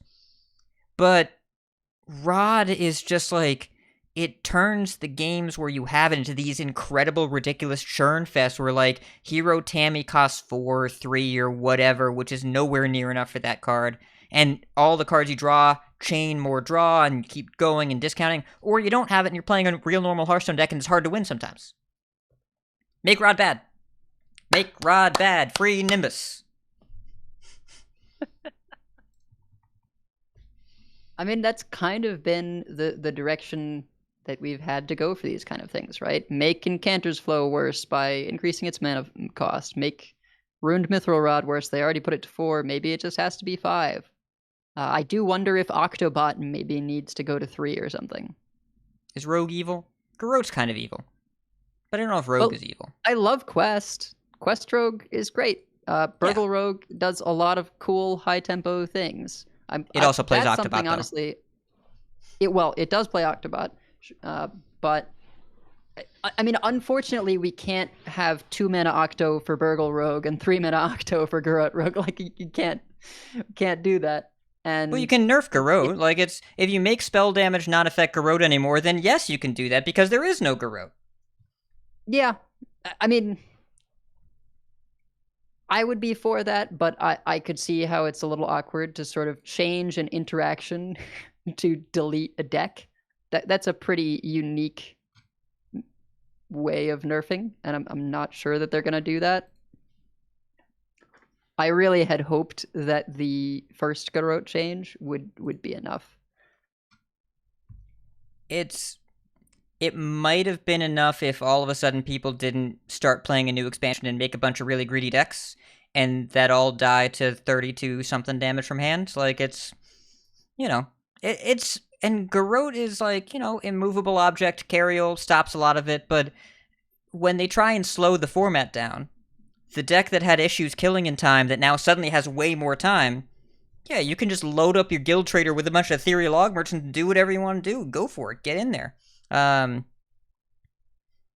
the other thing that could maybe get hit is, Rogue has an insane density of card draw, and perhaps Field Contact has overstayed its welcome a little bit in terms of its current form. You're gonna take away my contact? Take them away. Yeah, I'm gonna take away your contact. The field I will contact turns are insane. You draw like 5 cards and wipe the board. Contact feels pretty good when it costs 1 off of new scabs, even though people probably aren't playing new scabs. I will say though that it did feel good. People are playing new scabs. New scabs is great. Yeah, they're playing all 3 scabs right now. Little scabs is finally getting some time. It's just remember when you're thinking about rogue nerfs, remember that in 4 months, Prize Plunderer will be gone and the class will implode. We lose Ethereal Og Merchant, Guardian Og Merchant, and Prize Plunderer in 4 months. So if you nerf Contact Octobot, Rogue's probably dead when they launch it until they make a bunch of new Broken Rogue cards like they always do. I think they'll be okay with, this new Rush minion. That's pretty significant. Oh, Null's pretty solid. There's other high-tempo things to be doing. But Plunderer, I think if I look back at it, Plunderer might be one of my favorite cards ever made, and also is incredibly ridiculously powerful. Because I liked Vilespine Slayer back when it cost 5, and they're like, 1's fine. Just pay 1, it's no big deal. I'm gonna go make that in Golden. I'm gonna do that. I'm gonna do that after the show. I'm writing this down. Golden I think that Plunderers. Removing Prize Plunderer, we'd still have rogue decks to play. It's just the field contact rogue type things would be a whole lot worse. But if we look at Quest Rogue, Quest Rogue is fine. It also has a minion that destroys minion. It costs more mana usually. Occasionally it's free. But I think this thing of I'm going to play field contact and do a bunch of crazy nonsense that doesn't cost very much mana to blow up your board, make my own board, and draw a bunch of cards. Maybe we can move past that. Maybe. I want to look up, actually. We're getting pretty close to thinking about what cards are going to leave Standard. I think this is going to be a seismic rotation. I think this is going to be enormous. Also, it will be the first time that we've gone from core set to new core set. We don't know how dramatically they're going to shift that. Are we going to keep some of the legendaries that they made strictly for core set, or is it going to be entirely new? Right? We've gotten used to having Talon and the new Dragonflights. I assume the new Dragonflight is going to be around because those are pretty iconic cards at this point, but maybe they would swap them. Who knows? I would be a huge fan of if they decided to take that as an opportunity to go, you know what? Yeah, we put this big Spellmage stuff in there, but it's only been kind of a meme. Why don't we give them Dragon's Fury? And then suddenly Big Spellmage is a thing because you have Dragon's Fury. Yeah. What they do with core could be as impactful as a new set coming out. And also what 100%. We lose could be as impactful as another rotation. And I was just looking at the cards rotating. I was looking at the 2-mana cards, and I'm like, there's some stuff here. We lose Hanar in the secret package. Foxy and Swindle both go. Then I clicked over to the 1-drops. There are 6 rogue 1-mana cards that are rotating. Would you like to hear what they are? The worst one is Spy Mistress. Uh-huh. That is the worst one. Blackjack Stunner. Brain Freeze Plunderer Wand Thief Passage. My goodness. Those are some cards. Not to mention, of course, the neutrals, the Og Merchants, whatever. Stunner, Spy Mistress, Brain Freeze Plunderer, Passage, Wand Thief. My goodness. So, remember Wand Thief hat? Remember how I said, I guess it's kind of a good deal, but do we even want to do this? Yes, we do. It turns out we do want to do that. Yes, I would like to do the Wand Thief. Just checking to make sure you remember that. I remember being wrong. It's happened a lot. It's happened a lot very recently. Why don't we go? We've talked a lot about things that maybe they could change and whatever. Why don't we talk about things that we're excited about, that are interesting, that are cool, that's expanded? We kind of talked about Demon Hunter already. I want to talk about Druid. I want to talk about some Druid cards, because some beastie stuff is actually kind of good, and some Pride Seeker Pathmaker stuff is kind of good, and also I've Mulvericked someone That I would like to do that again. The 4 mana 2/5. I don't even know what card that is. It's the 4 mana 2/5 Druid Legendary. It has Rush. Whenever you HK something, you get a 2/2 Rusher. That's yes. That is yes. That's yes. It's that yes. Exactly. I rated it low. Pretty confident, pretty wrong about that. I did that opening day and like cleared their board and made a bunch of stuff. Yeah. Seems pretty good. But like you mentioned, at least board-based Druid decks pretty hard into that Warlock. Yeah, you just don't have enough damage from hand. You know what card I didn't see coming? What was that? Wild Paw Cavern. Should have seen it coming. Didn't see it coming. Yeah. Nope. It's the Free Shaman. We should talk about Free Shaman. Free Shaman is super real. Super actually really, really real. And it is real. But, I mean, I don't know that I would have said Wild Paw Cavern would have been like the standout card from it. Wind Chill has been okay. Like I've seen it, like it definitely helps hold the deck together. Sleepbreaker, big player in the deck. But I got turn 1 Wild Paw Caverned, and I was like, I don't know how most decks beat that. And they don't. even when they play it on 4, it's still really freaking good. It's like really good still. So I'm just like, I was not prepared. I was not prepared for Wild Paw Cavern. Yeah. A 3/4 as a stat line is filthy. I thought of them as 3/3s for so long, and then I see them in play, and every time I'm surprised, like, oh, that's not what that is. It says on the card what it is, but I'm like, oh, it'll be 3/3s. I'll kill it with Hero Tamsin. Nope. No, I won't. They have 4 health. Same the ones off of Baron Glacier, also 3/4s. Same things, and Snowfall Guardian. 5 mana 3/3 that freezes the whole board and gets +1/+1 for each frozen minion. 3/3. No, that's a 10/10. Not a 3/3, yeah. The first game I played against Free Shaman, I think this might have been maybe I played some on stream, but I remember the first game I queued up on yesterday. First game that I wasn't streaming, I was like, all right, I'm gonna try Token DH again. Saw Orange's list. I had a full board thanks to the 2/2. Turn 5, Snowfall Guardian. It's a 10/10. None of my stuff can attack. Next turn, Bolner Macaw, and then I'm dead now. Yeah, the Bolner interaction is so nuts. Yeah, so the Bolner is what gets bigger. A Bolner, yeah, it's just so we should explain this. All their stuff is gigantic. The way that freeze works, and I know we've explained this a few times, I'm going to explain it again. Freeze works by if you skip an attack that you could input as a player, a green circle, that's when it unfreezes. So if you have a minion that could have attacked that didn't, it'll unfreeze. So when you play the Snowfall Guardian or whatever, the following turn, if you go Bolner Macaw, you don't attack with the Snowfall Guardian first usually, and then it unfreezes itself. But if you had a Bolner in play before, somehow you stuck a Bolner, and then you play the Guardian, as long as you don't attack with the Bolner first, the Bolner gets bigger from the second Snowfall Guardian and then unfreezes the same turn. So, if you go Bolner on 4, and then don't attack with it on 5 and Snowfall Guardian, they both get bigger and the Bolner gets to attack.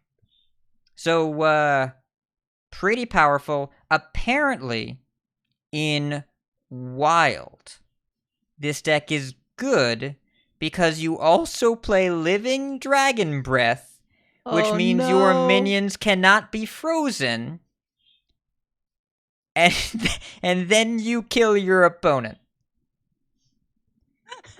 Which I think is pretty funny, and also apparently is quite powerful. You can even play it afterwards, right? Like you can just, the turn you want to attack, it just pops slam the freeze immediately. Living Dragon Breath. Yeah. Also, we haven't talked about Cheaty Snowballed, but you mean Bloodlust? We haven't talked about Bloodlust? Yeah, you can take a lot of damage out of nowhere from that card. And also, all of your stuff is dead, by the way, too, in case you were wondering. So, I underestimated Cheaty Snowballed because I didn't realize that you were counted as being frozen multiple times. Yeah, So every I time thought- you would get frozen, like it's anytime something says freeze that character, even if they're already frozen, it does 3 every time. Right, and that didn't compute for me in evaluating the card. I was sort of like, oh, it's an extra 3 damage the first time you freeze something. Nope, if you've had Caverns out and you've just been making 3/4s, just you deal an extra 3 damage on each of them, and it's completely insane. Yeah. I'm looking at the wild list now, and it is spicier than I realized because it's a not Galacron, it's a Shutterwalk deck. Because Shutterwalk does a lot of stuff for you here. Including Snowblind Harpy, where if you're holding a Frost spell, you gain the 5 armor. But I think my favorite thing here is, you know that card Windchill, right? The 1 mana spell that if you freeze something, you draw a card. So Zentimo, which targets adjacent minions. Oh no! 4 mana, freeze 3 minions, draw 3 cards. Seems good. Powerful. I've been doing great with just the Diligent Note Taker and Windchill. Like, imagine that's not been paying enough for a lot of the time. Imagine not paying for it. And also this list, it has this 2 mana spell, Wind Fury. So you Zentimo Wind Fury and you get him.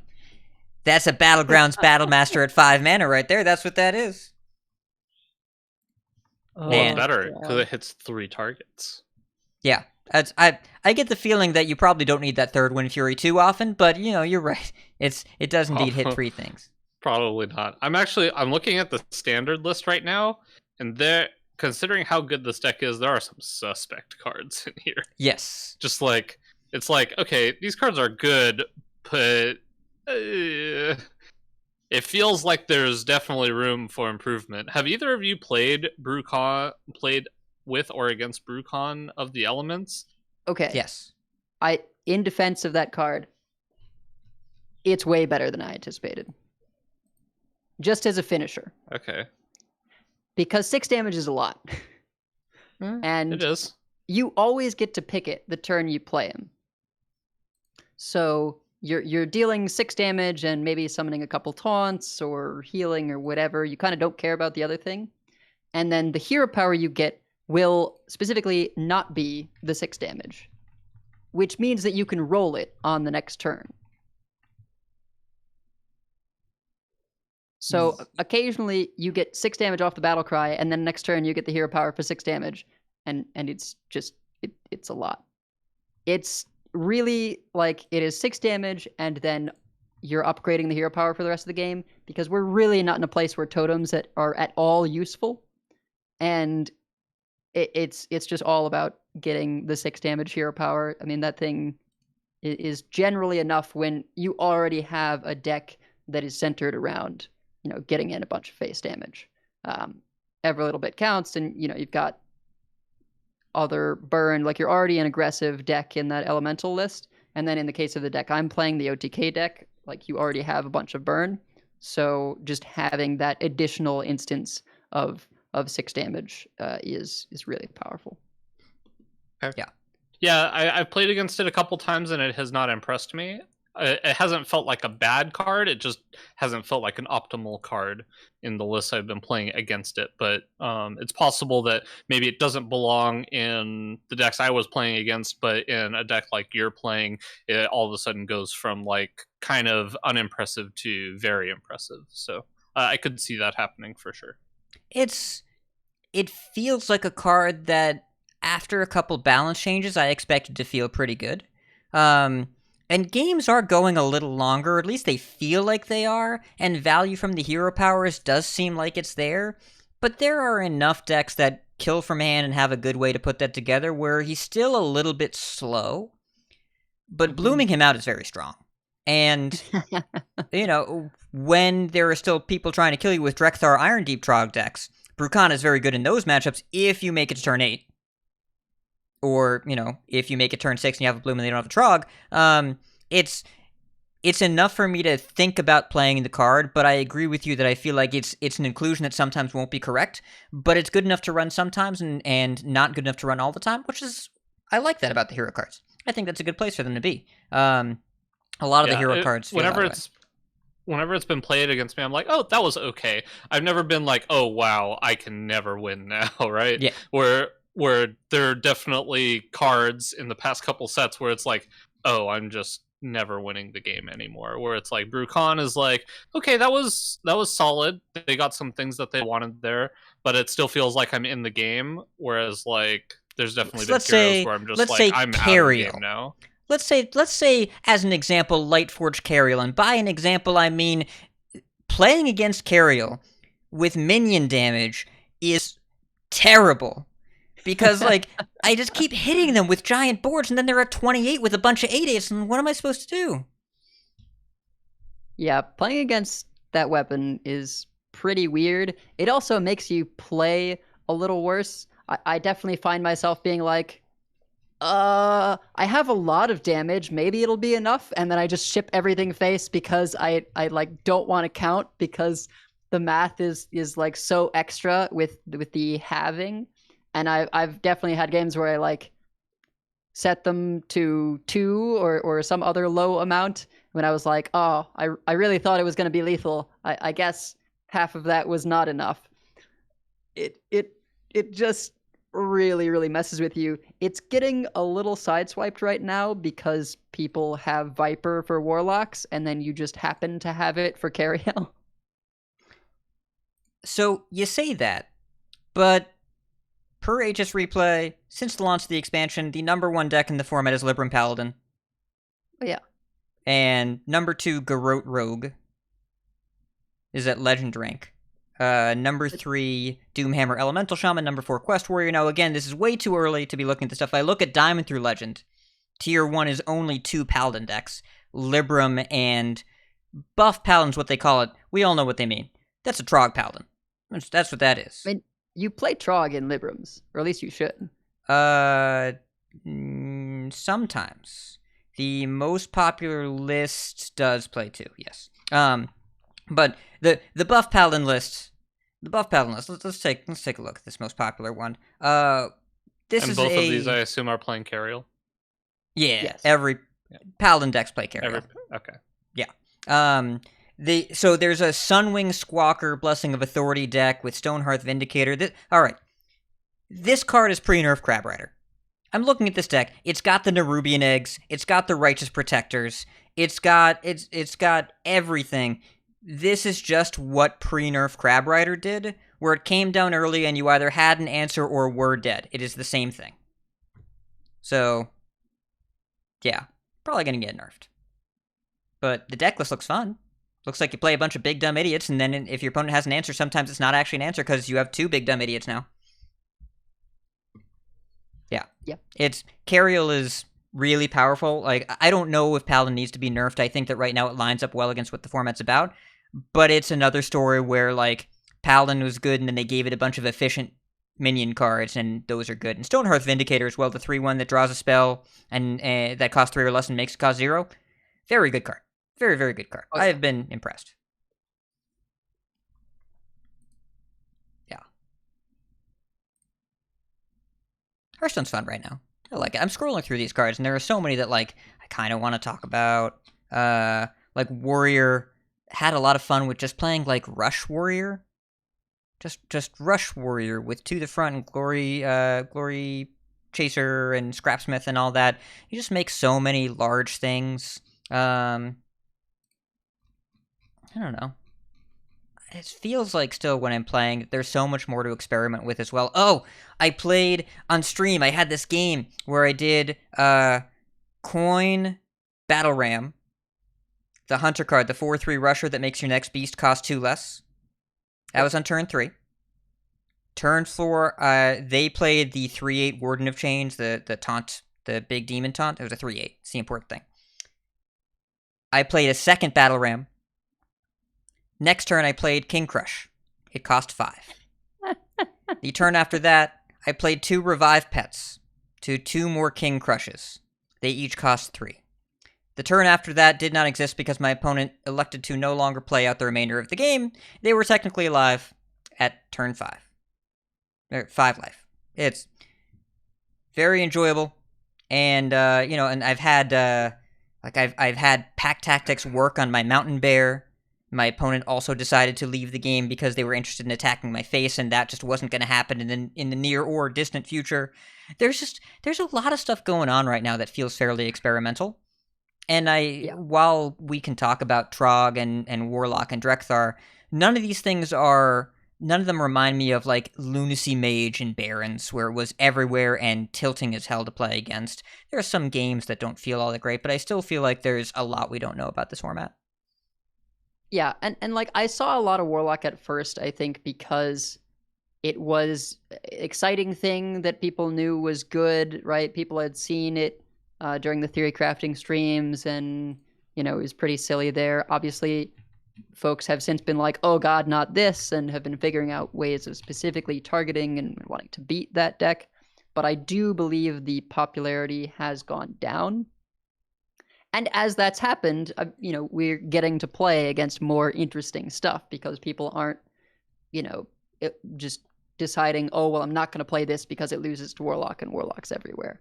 There's still a decent number of them out there, but you can play other things. I've been really impressed with the Burgle Rogue stuff.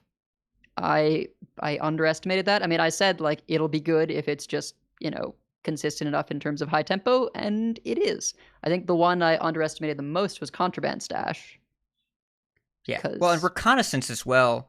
Finding a class-specific death rattle is so much better than neutral death rattles because there are a lot of really bad neutral death rattles. Class only is... with Contraband Stash, I got a 3-mana Teacher's Pet and then played Stash and got back another one. You can't... It's really good. It's really good. So, I had a game against Paladin where I played turn 2 Reconnaissance, turn 3 Greybough. And then, you know, we played some other minions to receive that, and I was playing the Korak Lillian Death Rattle deck. So I had the objective that doubles your death rattles.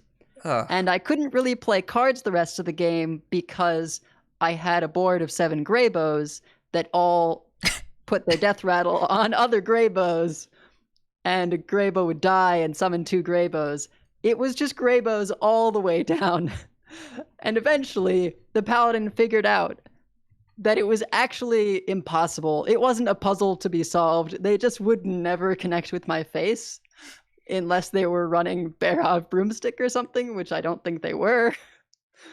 And once they realized that they were never going to connect, they finally decided to concede.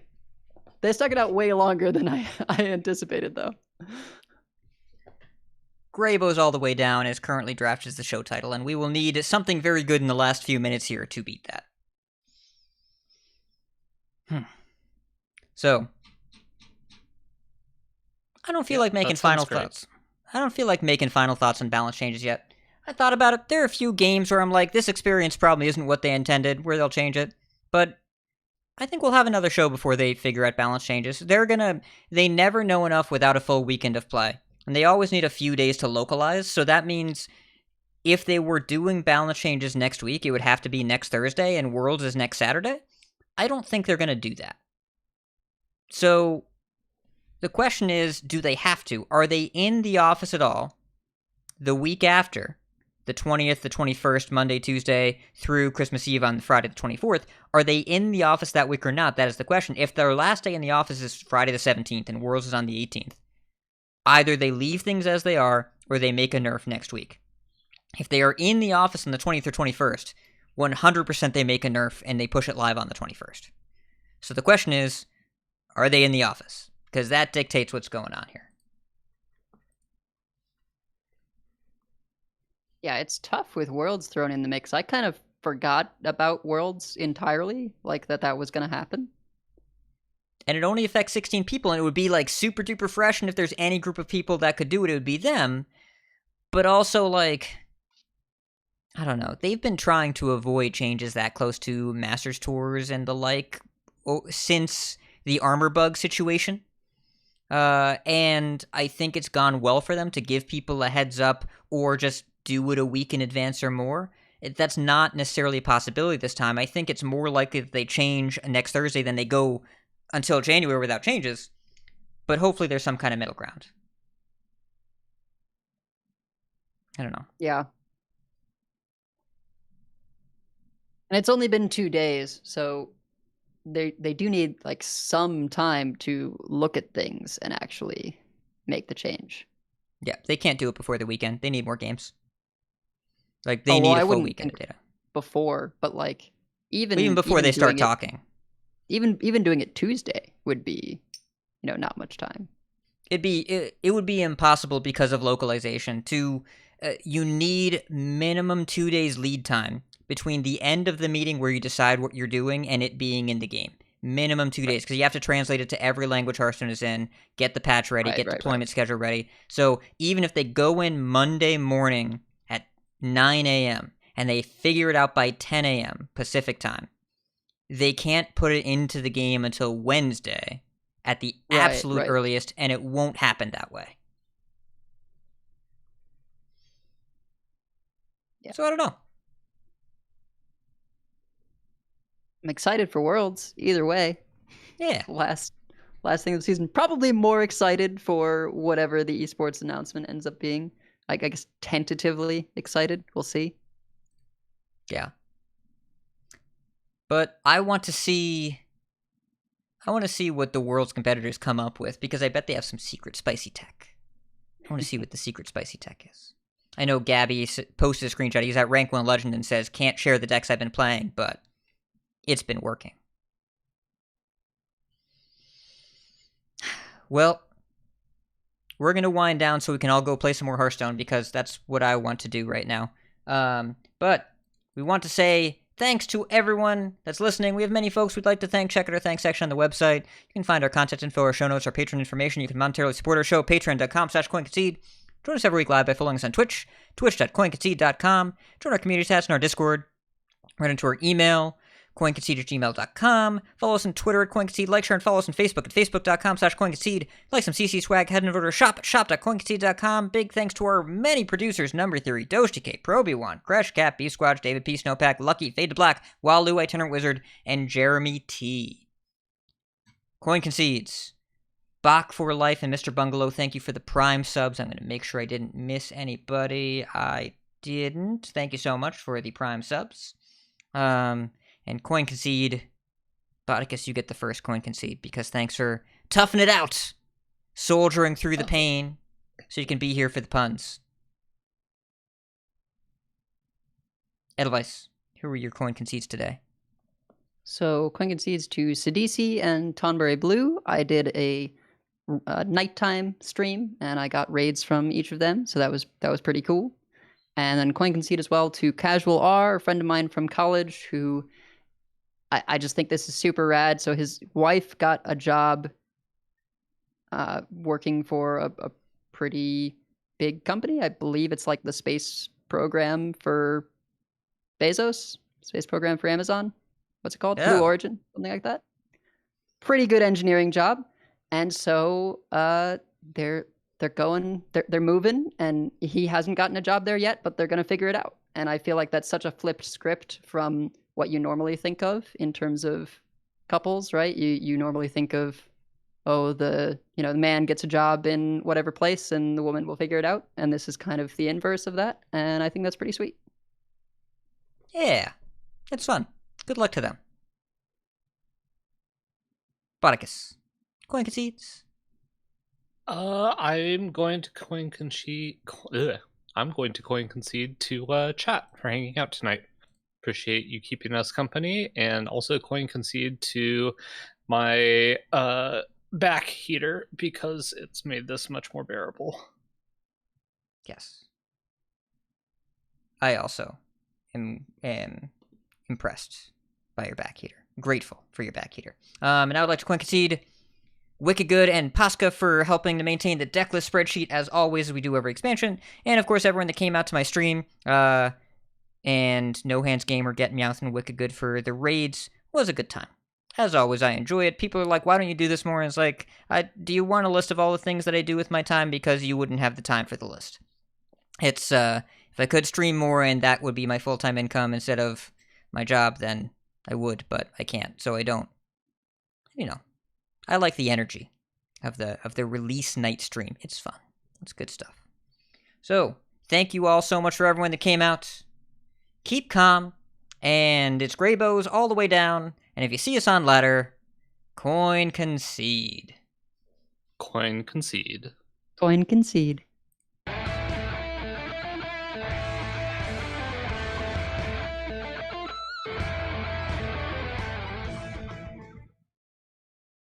Right, stopping recording. Chat, we appreciate you. Thank you so much for hanging out. Go play some more Alterac. That's what we're going to do. We're going to watch the rest of the Game Awards. Yeah, gonna let Bot rest his back a little bit. But we'll see y'all later. Thanks for being here. Bye. Bye.